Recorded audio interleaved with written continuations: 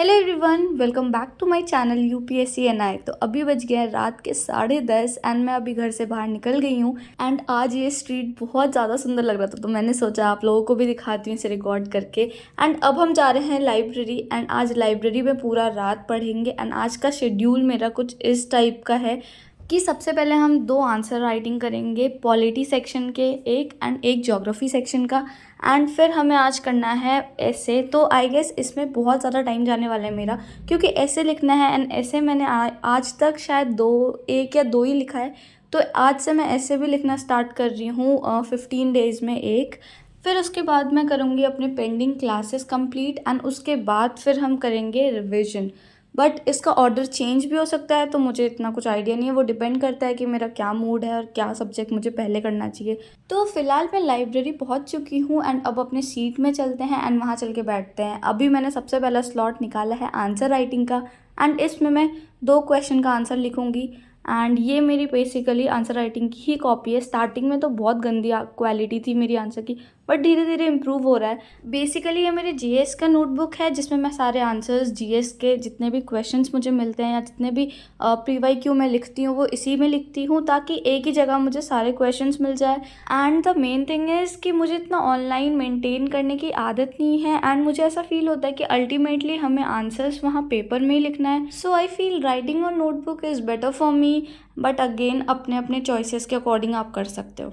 Guys, Disha Publication is back with the latest edition of India's #1 best-selling solve paper to clear IAS Prelims 2024. 29 previous year UPSC Civil Services IAS Prelims topic-wise solve paper 1 and 2, that is from 1995 to 2023, authored by Mrinal Patel sir, has 4 parts. Part 1 strategy and planning resources provided by Mrinal Patel sir, जिसके अंदर topics like how to attempt IAS mains examination, approach कैसे होनी चाहिए economic section की, ये सारी चीज़ें बताई गई है। पार्ट 2 में जनरल स्टडीज़ पेपर 1, जिसमें IAS प्रीलिम्स क्वेश्चंस जो कि 7 टॉप यूनिट्स में डिस्ट्रीब्यूटेड है, एंड 43 टॉपिक्स है जिसके अंदर। Part 3 aptitude, that is paper 2 CSET का, एंड ये एक यूनिट में है, एंड इसके अंदर 9 टॉपिक्स डिवाइडेड है। पार्ट 4 जिसके अंदर मेंस अनसॉल्व क्वेश्चंस है जीएस के पेपर 1 से लेके 4 तक का, that is from 2013 to 2022। And the best thing is कि ये टॉपिक वाइज डिवाइडेड है। इस बुक में एसेज जो 1993 से लेके 2022 तक में पूछे गए हैं वो भी टॉपिक वाइज डिवाइडेड है।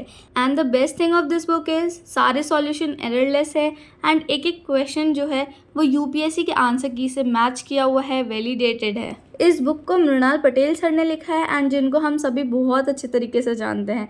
एंड ये book UPSC and state PCS दोनों के लिए ही ज़रूरी है।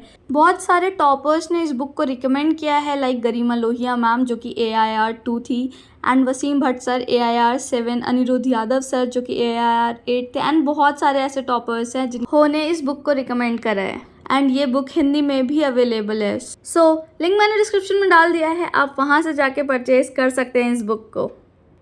तो आज पॉलिटी का पहला क्वेश्चन ये था कि critically analyse the role of governor in a federal system in India.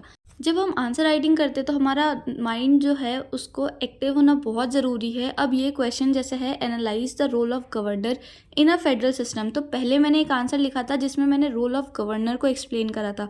But जब मैंने क्वेश्चन दोबारा पढ़ा तो मुझे लगा कि हमें रोल ऑफ गवर्नर तो समझाना है बट फेडरल सिस्टम में समझाना है। तो पहले तो मैंने गवर्नर को एक्सप्लेन करा, उसमें एक छोटा सा डायग्राम बनाया ताकि हमारा आंसर थोड़ा अट्रैक्टिव लगे, एंड उसके बाद फिर मैंने उसमें गवर्नमेंट के रोल के कंट्रोवर्सी और उसके फेवर में, एंड फिर रिकमेंडेशंस क्या क्या थी तो वो सब डाल दिया। मैंने इस आंसर में Sarkaria commission, Punchhi commission, Nebam Rebia case judgment 2016 का जो था ये सब इंक्लूड करा है। तो फाइनली सारे आंसर्स लिखने के बाद हम बाहर चलेंगे, 10-15 मिनट का ब्रेक लेंगे, एंड इस ब्रेक में मैं कोशिश करूँगी कि आप लोगों ने जितने भी क्वेश्चंस मेरे से पूछे थे उन सभी का मैं आंसर दे पाऊँ। तो फर्स्ट क्वेश्चन ये था कि मैं science and tech, environment, art and culture, इन सब के लिए कौन कौन से सोर्सेज को यूज़ कर रही हूँ। तो देखो साइंस एंड टेक की अगर बात की जाए तो सबसे पहले NCERT यूज़ कर रही हूँ, एंड सेकेंड है न्यूज़पेपर एंड करंट अफेयर जो है, बस ये 3 मैं कर रही हूँ साइंस एंड टेक के लिए। इन्वायरमेंट के लिए भी मैं हेविली डिपेंडेंट हूँ न्यूज़पेपर में और जो मंथली मैगजीन आती है विजन IAS की उसमें। एंड इन्वायरमेंट के स्टैटिक पोर्शन के लिए मैंने शंकर IAS बुक के कुछ अपने नोट्स बना लिया था, तो मैं उसी को यूज़ करती हूँ। नेक्स्ट आर्ट एंड कल्चर के लिए मैं एनसीईआरटी फाइन आर्ट्स जो है वो यूज़ करती हूँ, एंड कुछ कुछ इंपॉर्टेंट टॉपिक्स के लिए मैं नितिन सिंघानिया भी रेफ़र करती हूँ। एंड इन तीनों सब्जेक्ट में एक और बुक मैं जो ऐड करती हूँ वो है पीवाईक्यू का, बिकॉज पीवाईक्यू में ये बताता है कि कौन सा इंपॉर्टेंट टॉपिक है एंड कौन से टॉपिक को हम थोड़ा सा पढ़ के आगे छोड़ सकते हैं। तो प्रीलिम्स के पीवाईक्यू के लिए तो मैं दिशा पब्लिकेशन की बुक यूज़ करती हूँ, और जो मेंस का है उसके लिए भी मैं दिशा पब्लिकेशन का जो टॉपिक वाइज आता है वो यूज़ करती हूँ। तो 15 से 20 मिनट का ब्रेक लेने के बाद मैं वापस से लाइब्रेरी में आ गई थी, एंड इसमें मैं कर रही हूँ रिविज़न। तो अभी बेसिकली मैं एथिक्स का रिवीजन कर रही हूँ। एथिक्स मैंने लास्ट जून में स्टार्ट करा था, एंड 31 जुलाई तक मुझे पूरा एथिक्स कंप्लीट करना है विद रिवीजन, जितना भी मैंने कुछ पढ़ा है। तो रिवीजन इसलिए मैं आजकल एथिक्स पे ज़्यादा ध्यान दे रही हूँ, एंड क्लासेस के अकॉर्डिंग भी 31 जुलाई तक एथिक्स कंप्लीट हो जाएगा। तो बेसिकली जुलाई एंड तक मेरा एक सब्जेक्ट पूरा रेडी होगा अब। एंड टू बी ऑनेस्ट मुझे एथिक्स पढ़ने में सच में बहुत मज़ा आ रहा है, एंड मुझे ऐसा लग रहा है कि यार क्या बढ़िया सब्जेक्ट है ना, मतलब हमें कितना कुछ सीखने को मिल रहा है इस सब्जेक्ट से। So I am really enjoying this यार। लास्ट वीडियो में मुझसे भर भर के क्वेश्चंस पूछे जा रहे थे कि आपने कौन से इंस्टीट्यूट ज्वाइन कर रखा है।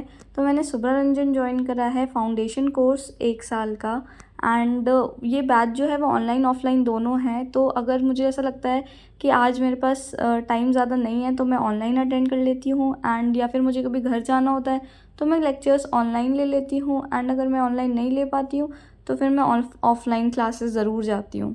एक यूपीएससी एस्पिरेंट की लाइफ, आई मीन यूपीएससी ही क्यों, एक कोई भी गवर्नमेंट एग्ज़ाम की अगर कोई बंदा तैयारी कर रहा है तो उसकी लाइफ जो है वो काफ़ी मोनोटोनस हो जाती है, एंड बहुत ज़्यादा ही एक तरह से फिक्स हो जाती है कि सुबह इस टाइम पे उठो, एंड उसके बाद फिर जाके पढ़ाई करने के लिए डेस्क में बैठ जाओ।